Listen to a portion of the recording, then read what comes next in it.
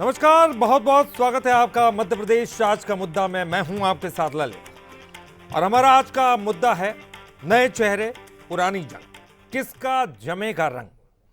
जी हां, मध्य प्रदेश की सियासत में नए चेहरे पुरानी जंग की कहानी एक बार फिर से शुरू हो गई है। बीजेपी और कांग्रेस दोनों ने अपनी महिला विंग की कमान नए कप्तानों को दे दी है। एक तरफ बीजेपी की अश्विनी परांजपे हैं तो दूसरी तरफ हैं कांग्रेस की रीना बोरासी। अब बड़ा सवाल यही है कि 2028 की लड़ाई में इनमें से किसका रंग जमेगा और किसकी रणनीति करेगी कमाल। और आज इसी पर हम चर्चा करने वाले हैं, लेकिन पहले यह खास रिपोर्ट देखिए।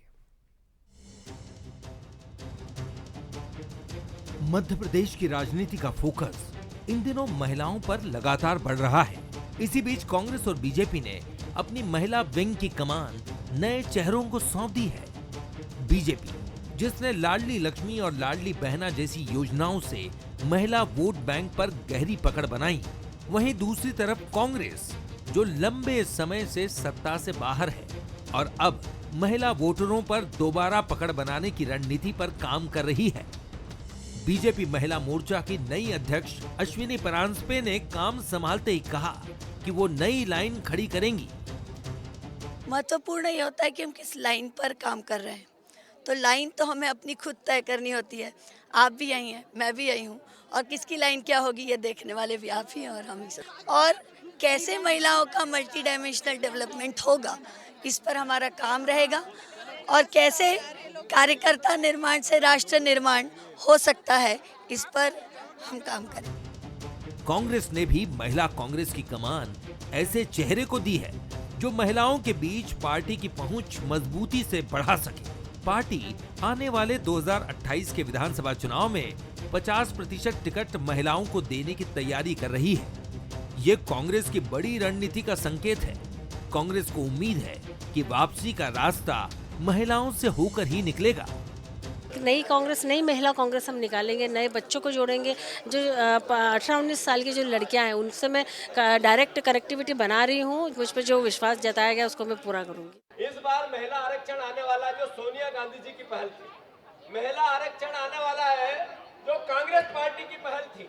उसमें विधानसभा में कम से कम 80 बहनों को चुनाव लड़ना पड़ेगा। 80 कितनी? 80।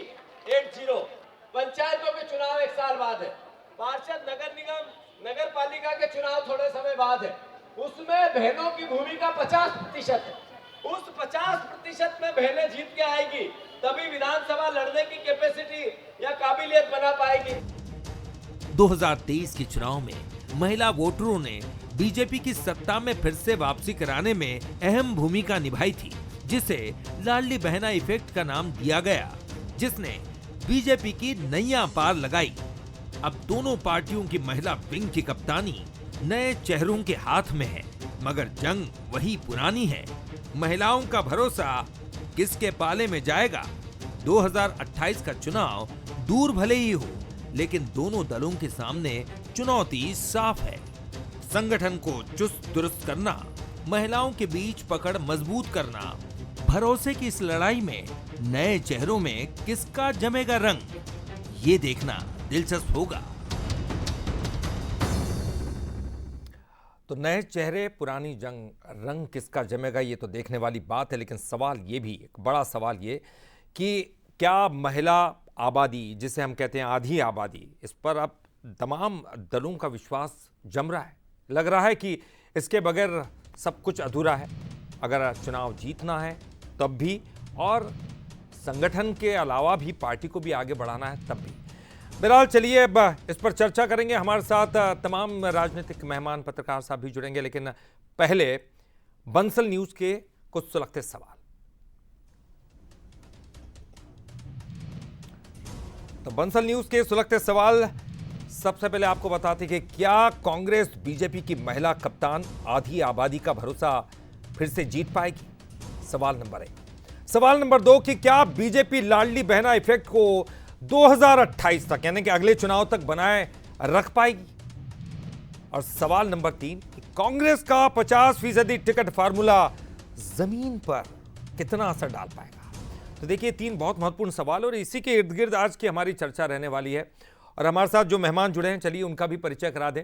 सबसे पहले हमारे साथ जुड़ गए हैं रवि सक्सेना जी, कांग्रेस के प्रवक्ता। रवि जी, आपका बहुत बहुत स्वागत करते हैं। इसके अलावा हमारे साथ यशपाल सिंह सिसोदिया जी जुड़ गए हैं, पूर्व विधायक बीजेपी के। यशपाल जी, आपका भी बहुत बहुत स्वागत करते हैं। और हमारे साथ वरिष्ठ पत्रकार हर्षवर्धन प्रकाश जी जुड़ गए हैं। हर्षवर्धन जी, आपका भी बहुत बहुत स्वागत है। और चलिए मैं शुरुआत आप ही से करना चाहूँगा।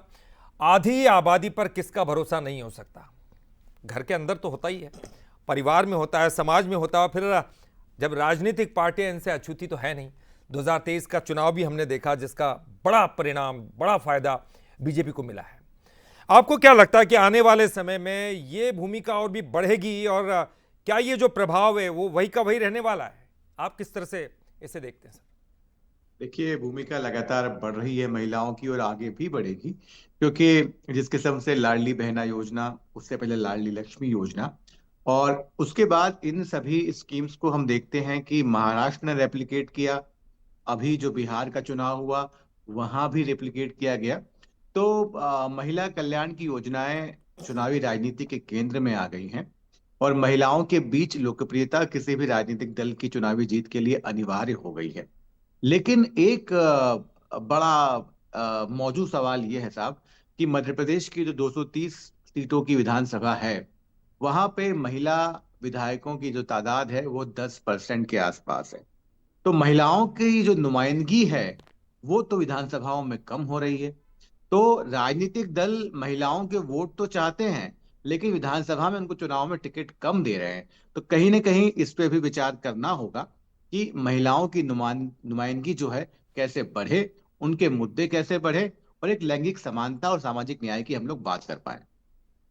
बिल्कुल, आपने सही कहा कि नेतृत्व उनको देना बहुत ज़रूरी है, उनकी भूमिका वैसे बढ़ानी ज़रूरी है, केवल योजनाओं से नहीं होगा।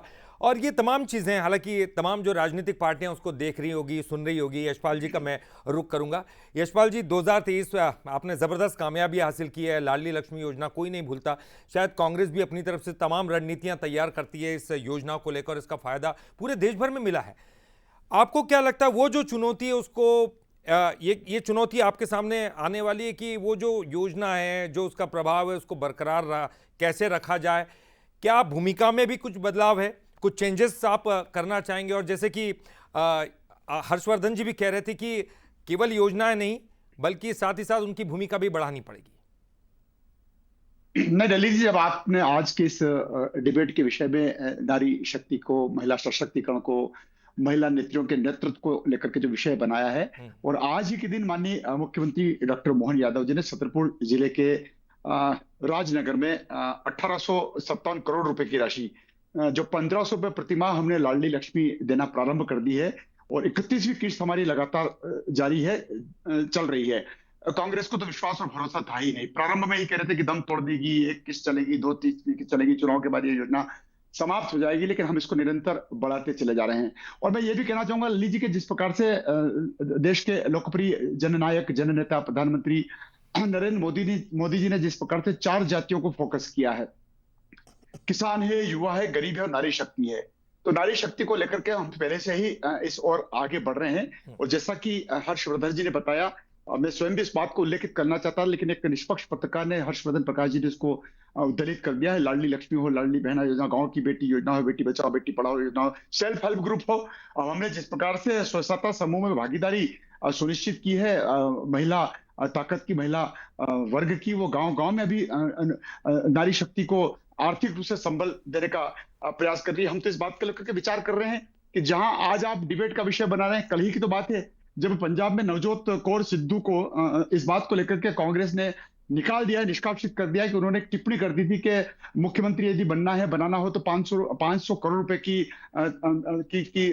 सीएम की रेस्ट में जो होते हैं 500 करोड़ की व्यवस्था करना पड़ती है। उनकी इस बात को लेकर के उन्होंने नारी शक्ति का किस प्रकार से अपमान किया। हम ये भी चाहेंगे, हम ये भी सोचेंगे कि कांग्रेस के पास यदि नेतृत्व मिला है, नेत्री है, और आपने जिस प्रकार से आज का डिबेट का विषय बनाया, तो दिग्विजय सिंह जी का, कमलनाथ जी का, जीतू पटवारी जी का, वे सब ड्रोन में है, पब्लिक ड्रोन में। किस प्रकार से नारी शक्ति को, शब्दों को मैं उल्लेखित नहीं करूंगा, जिन शब्दों को उन्होंने पिछले 10 वर्षों में जिस प्रकार से महिला का अपमान किया है, किस किस शब्दों से उन्होंने उल्लेखित किया। मैं ये भी कहूंगा कि जहां एक और छत्तीसगढ़ में राहुल गांधी जी की जो यात्रा थी, भारत जोड़ो न्याय यात्रा, उस पर सुशील आनंद जी जो है मीडिया के जो अध्यक्ष हैं वहां के छत्तीसगढ़ के, उन्होंने किस प्रकार से कांग्रेस की नेत्री राधिका खेड़ा को किस प्रकार से शराब पिलाने के बात को लेकर के मजबूर किया। तब ये सारी चीजें जब आती है तो कांग्रेस पर ललित थोड़ा विश्वास और भरोसा नहीं किया जा सकता है कि वे नारी शक्ति को लेकर के किस प्रकार से नारी का सम्मान करेंगे, किस प्रकार से नारी शक्ति को आगे बढ़ाने की बात करेंगे। हालांकि कांग्रेस की जो भूमिका थी वो शुरुआत से अगर हम देखा जाए, रवि जी बेहतर बताएंगे उसके बारे में। रवि जी, इंदिरा गांधी मतलब उनका केवल ये देश नहीं बल्कि पूरे विश्व में उनका नाम चलता था, तो नारी सशक्तिकरण में आप काफ़ी आगे थे, एक समय ये भी था। और तमाम जो सोनिया गांधी हो, प्रियंका गांधी हो, आपके पास तो ऐसा नहीं कि लीडरशिप की कोई कमी है। आपको क्या लगता है, क्योंकि 2023 के चुनाव में देखा कहीं ना कहीं वो जो भरोसा है महिलाओं का, वो जीतने में आप कामयाब नहीं हो पाए, कुछ कमी है? नहीं, देखिए ललित जी, सबसे बड़ी बात है, दो चीज़ें हैं। पहले तो आज माननीय सोनिया जी का जन्मदिन है, तो इस मौके पर आपने ये जो सब्जेक्ट रखा है, निश्चित रूप से आप बधाई के पात्र हैं। और सोनिया जी जो हैं एक नारी शक्ति के प्रतीक के रूप में इस देश के अंदर उभर के सामने आई। 2 चुनाव में उन्होंने जिस तरह की महती भूमिका निभाई और कांग्रेस पार्टी की सरकार बनाई, वो किसी से छुपा नहीं है। और उसके बाद प्रधानमंत्री उनको बनाने के लिए पूरा देश के लोग, पूरे सांसद एक मत से तैयार थे, पर उन्होंने त्याग किया और कहा कि नहीं, इस देश में जो सबसे काबिल अर्थशास्त्री है उसको हम देश का प्रधानमंत्री बनाएंगे। तो ये कांग्रेस पार्टी की नीति रीति रही है कि हम हमेशा जो है जब भी नारी को आगे बढ़ाने की बात होती है तो उनके लिए जो मुद्दे हैं उन मुद्दों पर हम काम करते हैं, उनको सशक्त कैसे बनाया जाए उस पर काम करते हैं। निश्चित रूप से अभी कुछ दिनों से बहुत सारी ऐसी जो योजनाएं हैं जिनकी वजह से भाजपा को कुछ लाभ मिल गया है। और अभी हमारे यशपाल सिसोदिया जी हमारे नेताओं के बारे में बात कर रहे थे, शायद उन्होंने प्रधानमंत्री का नहीं सुना है, ओ दीदी जिस तरह से वो करते थे और जिस तरह से उन्होंने शर्मनाक ढंग से ममता बनर्जी के लिए बात करी और जिस तरह से उन्होंने शशि थरूर जी की पत्नी के बारे में कहा कि ये 50 लाख की गर्लफ्रेंड है। तो इस तरह की बातें करते हुए ये लोग आते हैं आगे सामने, क्योंकि ये इनको एक मुंह मिला हुआ है, ये बहुत जोर जोर से झूठ को बोलते हैं और इनका झूठ बोलना ही चरित्र रहा है। सर, ये दोनों साइड से होता है, आपको नहीं लगता कि कहीं ना कहीं बातों में ज़बान फिसलने वाली बात है?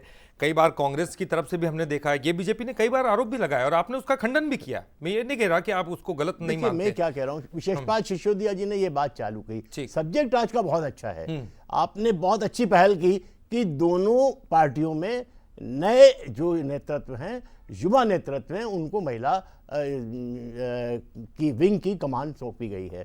तो निश्चित रूप से हमको इस पे बात करना थी कि आज जो नारी शक्ति वंदन अधिनियम 2023 आ गया है उसमें 33% आरक्षण की बात हो गई है। अभी जीतू पटवारी जी ने कहा कि हम 50% जो है महिलाओं को जो है वो नेतृत्व देंगे। तो निश्चित रूप से एक बहुत बड़ा काम होने वाला है। और नारी शक्ति जब अगर सत्ता के की कमान संभालती है तो उसमें शुचिता भी होती है, उसमें ईमानदारी भी होती है, उसमें भ्रष्टाचार रहित जो है वो राजनीति होती है। वो जो राजनीति करती हैं वो समाज के लिए करती हैं, क्योंकि वो समाज से बहुत ज़्यादा जुड़ी हुई हैं। क्योंकि समाज का सशक्तिकरण जो है वो करने में उनसे ज़्यादा कोई सक्षम होता नहीं है। कि हम कहते हैं कि अगर एक शिक्षित नारी होगी तो पूरा समाज, पूरा परिवार शिक्षित होगा। तो आज बहुत अच्छी बात हो रही है कि इस देश के अंदर जो हमारी 50% आबादी है उसको दोनों ही पार्टियां नेतृत्व दे रही हैं, नया नेतृत्व दे रही हैं। उनको नई तरह से शिक्षा दी जाएगी, उनको नई तरह से तैयार किया जाएगा कि वो राजनीति में किस तरह से बढ़ चढ़कर हिस्सा लें और स्वयं निर्णय लें। एक बहुत बड़ी जो प्रॉब्लम अभी आ रही है, लगातार हम देख रहे हैं कि महिला आ तो जाती है, वो जनपद अध्यक्ष भी बन गई, जनपद जिला पंचायत अध्यक्ष भी बन गई, पर पीछे से निर्णय जो है वो उनके पति या उनके परिवार के दूसरे लोग लेने लगते हैं। तो नारी स्वतंत्र रूप से अपने राजनीतिक फैसले ले पाए, इसके लिए उसका सशक्तिकरण होना बहुत जरूरी है। लेकिन कैसे होगा हर्षवर्धन जी, मैं आपसे समझना चाहूंगा। देखिए, ये वाकई ध्यान देने वाली बात है कि हम उनको आगे कर रहे हैं, आगे हो भी रहे हैं, लेकिन उनकी जगह पर फिर वो सत्ता कोई और संभाल रहा है, काम कोई और कर रहा है। ये दोनों ही पार्टियों का हर तरफ इस तरह का एजेंडा चलता है, ये कोई किसी एक पार्टी की बात नहीं है। लेकिन क्या ऐसा हो सकता है कि उनको किस तरह से ट्रेन किया जाए, किस तरह से उनको आगे बढ़ाया जाए कि खुद स्वतंत्र रूप से वो कमान संभालने के काबिल हो जाए? क्या ये बहुत ज़रूरी हो जाता है? और क्योंकि हम लगातार सुरक्षा के मुद्दों पर बात करते हैं और इस मुद्दे पर हमको उनकी सुरक्षा करने के बजाय वो खुद अपने बारे में, अपनी सुरक्षा के बारे में सोच पाए, इतना हम उनको आगे कर पाए, तब तो फिर वो नारी सशक्तिकरण सही मायने में साबित होगा। ललित जी, हम लोग राजनीति में महिलाओं की स्थिति पे बात कर रहे हैं, लेकिन हमको इसके बैकड्रॉप में समाज में महिलाओं की क्या स्थिति, इस पर भी बात करनी पड़ेगी। आज भी दुर्भाग्य है कि स्थानीय निकायों में 50% महिलाएं हैं, लेकिन सरपंच पति, जिला पंचायत अध्यक्ष पति, ये भी हमारे मीडिया की शब्दावली में भी ऐसे विशेषण हैं, ऐसे शब्द हैं। तो सरपंच पति कोई पद तो होता नहीं, लेकिन असल में ये समाज का गढ़ा हुआ एक शब्द है कि सरपंच पति है, जैसे कि एक पद उसको दे दिया गया। ये समाज की हकीकत है, साहब को स्वीकार करना पड़ेगा। मैं देख रहा था लिस्ट, रविशंकर शुक्ल से लेके मोहन यादव तक मध्य प्रदेश के इतिहास में केवल एक महिला मुख्यमंत्री हुई हैं, जिनका नाम है उमा भारती। अब यहां से आप देखिए कि महिलाओं को मध्य प्रदेश की राजनीति में कितनी लंबी यात्रा तय करनी। विधानसभा में उनकी तादाद 10.5% के आसपास है। तो मैं वही बात कर रहा हूं कि जब तक आप सामाजिक रूप से महिलाओं को मजबूत नहीं कीजिएगा, उनके मुद्दों को नहीं उठाइएगा, और ये है एक मेल बायस आता है। अगर आपके सदन में पुरुष ज्यादा हैं, महिलाएं कम हैं, तो महिलाओं के मुद्दे कम हो जाते हैं। और महिलाओं के मुद्दों से जुड़े हैं स्वास्थ्य और शिक्षा के मुद्दे, क्योंकि वो इन्हें लेकर काफी संवेदनशील रहती हैं। तो कहीं ना कहीं समाज पे विपरीत असर पड़ता है। तो अगर राजनीति में महिलाओं को आगे लाना है तो सुधार की शुरुआत समाज से होगी। बिल्कुल यशपाल जी, आप भी ऐसा सोचते हैं? क्योंकि अगर महिलाएं आगे आएंगी, ठीक है, आपने पद दे दिया, हो सकता है कि आप उनको नेतृत्व दे दें, लेकिन वो पूरी तरह से नेतृत्व करने में सक्षम है या नहीं है, या फिर उनके पीछे उनकी सपोर्ट करने वाले लोग बहुत हैं, या ये तमाम चीज़ें राजनीति में तो हम देखते ही हैं। और अगर इस तरह की चीज़ें सामने आती है, देखिए गलत नहीं है, क्योंकि उनको जिताने में, उनको आगे बढ़ाने में उनके पतियों का भी रोल होता है, समाज में दूसरे पुरुषों का भी रोल है, लेकिन स्वतंत्र रूप से वो निर्णय ले पाएँ, इसके लिए एक ऐसी सहभागिता जो दोनों ही पार्टियों के साथ मिलकर हो, या फिर कुछ ऐसा प्रयास सामूहिक रूप से लिया गया जो उनको सिखाए, पढ़ाए, उनको इतना काबिल बनाए, इतना जागरूक बनाए, ताकि ये फिर 50% आरक्षण की बात ही ना करना पड़े हमें। नहीं, देखिए ललित जी, जिस प्रकार से हर्षवर्धन प्रकाश जी ने जो ध्यान अभी आकर्षित कराया और अपने विचार व्यक्त किए हैं, तो मुझे तत्काल 2-3 चीजें याद आ गई। जब मैं विधायक की भूमिका में हुआ करता था, माननीय मुख्यमंत्री शिवराज सिंह जी चौहान हो, डॉक्टर मोहन यादव जी हो, तत्कालीन विधानसभा अध्यक्ष गिरीश गौतम जी हो, या माननीय नरेंद्र सिंह जी तोमर साहब हो, हमने अंतर्राष्ट्रीय महिला दिवस के अवसर पर आसंदी पर भी बिठाने का अगर काम किया, अध्यक्ष की आसंदी पर प्रारंभ में ही 11 बजे ही, तो हमने महिला अध्यक्ष को बिठा करके विधानसभा का संचालन दिया। एक विशेष दिन, उसी दिन सारे मार्शल से लेकर के वाहन सारथी से लेकर के विधानसभा में भी अगर प्रश्नोत्तरी होगी, तो प्रश्नोत्तरी के सारे चक्र को दूर करते हुए महिलाओं से ही प्रश्न पूछे जाएंगे, महिलाओं के द्वारा ही प्रश्न पूछे जाएंगे। ये नवाचार भी अगर किसी ने किए हैं तो भारतीय जनता पार्टी के नेतृत्व वाली सरकार ने किए। हम इसको भूलते नहीं, इसको भूलना नहीं चाहिए। और जैसा कि अभी आप कि मैं रिपोर्ट सुन रहा था, मनोज सैनी जी ने जब इंटरव्यू लिया है अश्विनी परांजपे का, भारतीय जनता पार्टी की नवनियुक्त नवमनोनीत महिला प्रदेश के अध्यक्ष का, उन्होंने बहुत अच्छी बात कही। उन्होंने कार्यकर्ता निर्माण और राष्ट्र निर्माण की बात की। जब महिला भारतीय जनता पार्टी के नेतृत्व वाली प्रदेश के अध्यक्ष अगर इस बात को दोहराती है कि मैं राष्ट्र निर्माण में लगूंगी, कार्यकर्ता का निर्माण करूंगी, तो उसी से ललित जी मन तो स्पष्ट हो जाता है। और मैं रवि जी सक्सेना जी से निवेदन करना चाहूंगा कि अभी जिस प्रकार से जीतू पटवारी जी कहते हैं 80 टिकट देने की बात, कांग्रेस ने ललित जी प्रारंभ से ही, चाहे वो इंदिरा जी का युग हो, चाहे नेहरू जी का युग हो, चाहे वो राजीव गांधी जी का युग हो, हमेशा युवाओं को आगे बढ़ाने की बात करी, बुजुर्ग आगे आ जाते हैं। उन्होंने हमेशा गरीबी हटाने की बात करी, गरीब हट गए, गरीबी नहीं हटी। अगर उन्होंने कहा कि हम आगे चल करके महिलाओं को सम्मान देंगे, तो महिलाओं को उतना स्थान मिला। युवा, गरीब और महिला, इन 3 नाम पे कांग्रेस ने हमेशा राजनीति करी है, और चूंकि अवसर नहीं दिए, इसीलिए तो कहीं ना कहीं कांग्रेस को मात खानी पड़ी, जिसे भी हर्षवर्धन जी ने बताया। हमने उमा भारती जी, चारों नामों के अलावा और है ही कौन? युवा है, युवाओं के इर्द गिर्द ही राजनीति चलती है। निश्चित तौर पर महिलाएं तो हैं ही, सभी समाज के लोगों को चाहिए, सभी राजनीतिक दलों को चाहिए। ये एक अलग बात है कि आपका ये कहना है कि कांग्रेस अपने इस पर सही नहीं साबित हुई। हाँ, लेकिन वो कितना पुराने आ रहे हैं। युवाओं को टिकट दिया जाएगा, युवाओं को मौका दिया जाएगा, कभी नहीं देते, आज भी दोहराई जा रही। गरीबी हटी जाएगी, इंदिरा जी ने कहा था 1970 के दशक में, कहां हट गई गरीबी? आज अगर प्रधानमंत्री नरेंद्र मोदी जी प्रधानमंत्री आवास में ललित जी प्रधानमंत्री आवास में अगर महिला के नाम की रजिस्ट्री कराते हैं तो इस बात से तय हो जाना चाहिए कि हम महिलाओं को कितनी ताकत देने का काम करते हैं। लेकिन रवि जी जैसे कह रहे हैं, जीतू जी ने भी कहा और तमाम जो कांग्रेस की अब लगातार ये कहा जा रहा है कि आप 50% आरक्षण देंगे, यानी कि आप लाना चाहते हैं उनको आगे। एक बहुत अच्छा कदम है, लेकिन आप कैसे करेंगे? मतलब ये संगठन में बड़ा बदलाव चाहिए आपको, इसके लिए संगठन में क्या ये बड़ा जोखिम नहीं होगा? ये इतना आसान होगा ये निर्णय करना?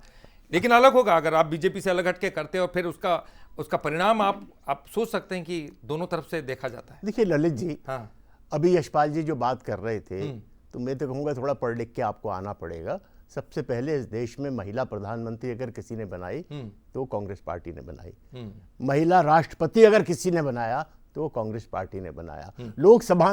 लोकसभा का अध्यक्ष किसी ने बनाया तो वो कांग्रेस पार्टी ने बनाया। तो शुरू से आपकी सरकार रही है। सुनिए, हाँ, धैर्य रखिए। हाँ, जब इतना उनसे सुना है तो हमसे भी सुन लीजिए। तो महिला सशक्तिकरण में कांग्रेस पार्टी ने हमेशा आगे बढ़ के काम किया है। इनकी तरह गप्पे नहीं छोड़ी हैं और इस तरह का वितंडा नहीं किया है कि हमने उठा दिया और वो दिन था तो हमने ये कर दिया। एक दिन का काम नहीं है ये राष्ट्र निर्माण का काम है, नारी को सशक्तिकरण करने का काम है। और इसके लिए आपको योजनाएं बनाना पड़ेंगी, उनकी बहबूदी का काम करना पड़ेगा। ऐसा नहीं है कि आपने बोल दिया हम 3000 रुपए देंगे और चुनाव आपने जीत लिया और फिर आपने 1200 पकड़ा दिए, फिर आपने 250 की एक किस्त पकड़ा दी और इस तरह का आप प्लीज यशपाल जी देखिए, आप आपको मैंने कई बार कहा है कि जब मैं डिबेट करूं तो मेरे को बीच में ना बोलिए। मैं आपके बात बिल्कुल नहीं बोलता हूं। तो मेरा ये कहना है, पहली बार आप प्लीज सर आता हूं मैं। यशपाल जी आप ही के पास आता हूं। यशपाल जी आपको बहुत बोलने की आदत है, मुझे मालूम है, और आजकल आपकी आवाज बंद है, पर इसका मतलब ये मत करिए। प्लीज मेरी बात कर लेने दीजिए, उसके बाद आप बोलिए। मेरा ये कहना है कि कांग्रेस पार्टी ने हमेशा नारी सशक्तिकरण के लिए काम किया, उसकी योजनाएं बनाई हैं और हमने नीचे से नारी कैसे शिक्षित हो, सबसे बड़ा हमने काम किया शिक्षा का। बराबरी से आप देखें, हमने नारी को शिक्षा देने का काम किया, बड़े बड़े कॉलेजेस खोले, बड़ी बड़ी योजनाएं हमने उनके लिए बनाई, उनके रोजगार के हमने अवसर पैदा किए। आज आप देखें तो जब ये भाजपा के लोग तो कितना विरोध करते थे, अटल बिहारी वाजपेयी तो कंप्यूटर को रख के संसद में पहुंच गए थे बैलगाड़ी में, पर वही कंप्यूटर ने आज लाखों करोड़ों महिलाओं को, बच्चियों को लाखों लाख रुपए की नौकरी दी है। ठीक, तो ये सब काम किसने किया? केवल हमने मुंह नहीं चलाया है, हमने योजनाएं बनाई हैं, उनको सशक्त किया है, उनको समाज में बराबरी का दर्जा मिले, उस पर आज काम किया है। बिल्कुल निश्चित रवि जी, और मैंने तो शुरुआत ही की है। मैंने आपसे शुरुआत करते समय इंदिरा गांधी जी का जिक्र किया, वो किया भी इसीलिए क्योंकि वो वाकई वहां से शुरुआत होती है। यशपाल जी आप कुछ कह रहे थे? नहीं, मैं सिर्फ ये कह रहा था कि जिस प्रकार से भारतीय जनता पार्टी के नेतृत्व वाली केंद्र की सरकार, राज्य की सरकार ने जिस प्रकार से ये उठाव पहले क्यों नहीं आया है, नारी सशक्तिकरण की बात पहले क्यों नहीं की गई, नारियों को जिस प्रकार से स्वसहायता समूह से जोड़ने का काम क्यों नहीं किया गया, लाडली लक्ष्मी क्यों नहीं आई, लाडली बहना क्यों नहीं। और मैं रवि जी ये भी कहना चाहता हूँ कि हमने तो प्रारंभ से कहा है कि लाडली बहना की राशि 3000 रुपए एक साथ में देते हुए आने वाले वर्षों में क्रमबद्ध, अभी हमने 1500 रुपए कर दिए, आप उसका धन्यवाद तो दे दो। आपके एक नेता तो कहते हैं कि शराब पीती है महिला, आपके नेता ने, प्रदेश कांग्रेस के अध्यक्ष जीतू पटवारी जी ने कितना बड़ा आरोप लगाया था आपको। मैं बीच में बोलूंगा तो आपको मैंने कहा ना यशपाल जी, पढ़ लिख कर आया कीजिए। जो जीतू पटवारी जी ने आप ही के आंकड़ों के आधार पर कहा था, उन्होंने केंद्र सरकार ने जो आंकड़े जारी किए थे उसी पे कहा था कि शराब की खपत जो है वो मध्य प्रदेश में बढ़ गई है और आपने उसको दूसरी तरह से लेने लगे, क्योंकि आपका काम ही है, आपका काम है लोगों के बीच में इस तरह की बातें फैलाना, और ये जो गलत बातें आप फैलाते हैं। आज कितनी अच्छी डिबेट चल रही थी। यशपाल जी देखिए मेरी बात सुनिए, ललित जी कम समय। जीतू पटवारी जी ने 1200 रुपए जब दिए जा रहे थे, महिलाओं पर शर्मनाक आरोप लगाया, शराब पी जाती महिला। नहीं ठीक है सर, वो ये उन्होंने कुछ नहीं आरोप लगाया, आप ही के आंकड़ों के आधार पर उन्होंने कहा। सर अब कि देखिए यहाँ आज पर शराब की बहुत खपत बढ़ गई है। आज महत्वपूर्ण बात है कि दोनों ही हाँ, पार्टियों बात का कर रहे हैं। महिलाओं के प्रति क्या। हर्षवर्धन जी एक आखिरी कमेंट मैं आपसे लूंगा, ठीक है सर। हर्षवर्धन जी एक आखिरी कमेंट आपसे ये कि देखिए तमाम मुद्दे जब हम योजनाओं की चर्चा करते हैं तो वो योजनाओं महिलाओं के पक्ष में होती हैं और उसका फायदा हमेशा मिलता है, और ये प्रूव हुआ है, मतलब ये अलग अलग राज्यों में भी हमने देखा है। लेकिन जो हम लगातार कह रहे हैं कि कहीं हम 50% आरक्षण देने की बात कर रहे हैं, क्या वाकई में एक पॉलिटिकल जोखिम नहीं है ये? क्योंकि तमाम तरीके से देखा जाता है दोनों ही दलों के लिए, देखिए हर आदमी के लिए, जब हम परिवार में महिलाओं को वो बड़ा स्थान नहीं दे सकते हैं, जब आधा दर्जा नहीं दे सकते हैं, तो क्या ये पुरुष मानसिकता ये सब होने देगी? देखिए, आपको आधी आबादी को पूरा हक देना होगा, और जब तक आप उनको मौका नहीं देंगे, ठीक। उनको अपनी काबिलियत सलाहियत प्रूव करने का मौका नहीं देंगे, तो साबित कैसे होगा? मेरी एक कविता है जो मैंने महिला दिवस पर लिखी थी, उनकी कुछ चंद पंक्तियां हैं, उससे शो को मैं अपनी बात खत्म करना चाहूंगा कि बिल्कुल दे जो सको तो दे दो इज्जत, लेकिन नकली नारे मत दो। दे जो सको तो दे दो इज्जत, लेकिन नकली नारे मत दो। उसे हकीकत की है चाहत, ख्वाबों के चांद सितारे मत दो। क्या बात है। तोड़ के पिंजरा खुले गगन में, तोड़ के पिंजरा खुले गगन में, दूर तलक उड़ पाएगी। जेंडर की इस दुनिया में असली आजादी आएगी। असली आज़ादी, बहुत सही आपने बताया कि असली आज़ादी तो वही है जब वो खुलकर उड़ पाएंगे, वो खुलकर अपने निर्णय ले पाएंगे, खुलकर जो है वो यहाँ पर राज कर पाएंगे, जैसे पुरुष करते हैं ठीक उसी तरह से। हालांकि आने वाला ये वक्त बताएगा। देखिए ये बड़ी बड़ी रणनीतियां हैं, दोनों ही पार्टियां बना रही होंगी। मुझे नहीं लगता कि कांग्रेस भी कहीं ना कहीं कुछ कम होगी। हो सकता है कि इससे भी बड़ी, चाहे लाडली लक्ष्मी योजना हो, उससे बड़ी कोई योजना उनके भी दिमाग में चल रही होगी या उसके ऊपर रणनीति भी चल रही होगी।